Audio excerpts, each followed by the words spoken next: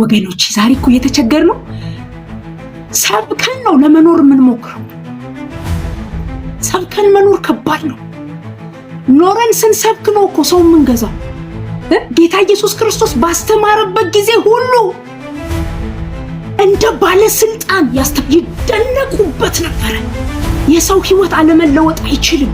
ከሰው የሰማውን አይሰብክም፣ ከአብ የሰማውን ይናገራል።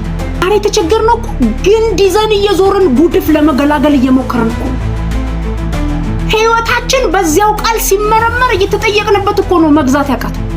ገንዘብ መሆን ያቃተው ህይወታችን እኮ ወረቀት ሆኖ ነው። በወረቀት ምንም አይገዛም። ወረቀት ይዛችሁ ሱቅ ብትሄዱ ይሳቀባችኋል። ልጅ ትደረጋላችሁ። ልጆች ናቸው ዛሬ ወረቀት ይዘው ማስቲካ ስጠኝ ምናምን የሚሉት።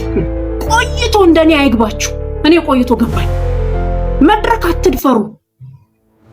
በዚያቸው በተሰበከችው ቃል እንደወጣን ጠላት ይደበድበናል። እንደ አስቄዋ ልጆች ያደርገናል። ህይወት የለም።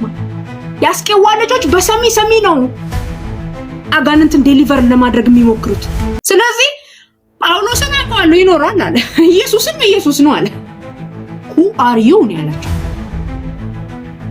የማንኖረውን ጽድቅ ዛሬ ለመስበክ ስንሞክር who are you እኮ ነው የሚለው። ተፈትናችሁ ተሰበኩት። በቃ ኃይል አለው ቃሉ። ያለ ምንም ተአምራት ብቻውን ቃሉ ተአምር ነው።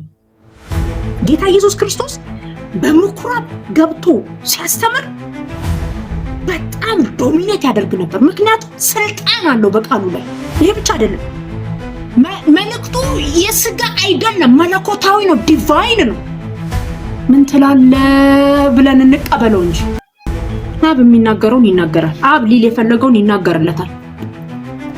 በደንብ ፐርፎርም ስላደረገው የሆነ ምኩራብ ላይ የሆነ ቀን ላይ ቆይ የባለፈው ቃል በጣም ልብ ነክቷል። እዛኛው አይልም ማለት ያለበትን ይላል።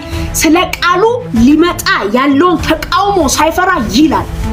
ይሄ ክፍል ማለት በሌላኛው ክፍል ላይ ቆሞ የጌታ መንፈስ በኔ ላይ ነው ያለበት። የጌታ መንፈስ በኔ ላይ ነው። በዛ ዘመን ጭራሽ ቀብቶኛል ሊል ከተገባ ይለዋል። በቃ ስለ ቃሉ ልትቀበሉት ያለ መከራ ካለ ልትቀበሉ ተዘጋጅታችሁ በሉት። ቤታችሁ ውስጥ ትልቅ የእምነት ኢሹ እያለ ስለ እምነት አትስበኩ። ጌታ ኢየሱስ ክርስቶስ በጣም ስኬታማ የነበረው ህይወትን ስለሚናገር ነው። በቃሉ ላይ ባለስልጣን ስለነበረ ነው። የመለኮትን ሐሳብ ነው በምኩራብ የሚያስተናግደው።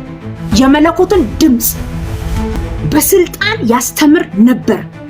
የሚያስተምረውን ያቀው ነበር። የሚያስተምረውን ያምን ነበር። ዛሬ ታላላቅ ነገሮች መጽሐፍ ቅዱስ ላይ የሆኑትን ታላላቅ ነገሮች ተናግረን በእኛ ህይወት ሊሆን ስል የሚጨንቀን ነገር አለ እኮ።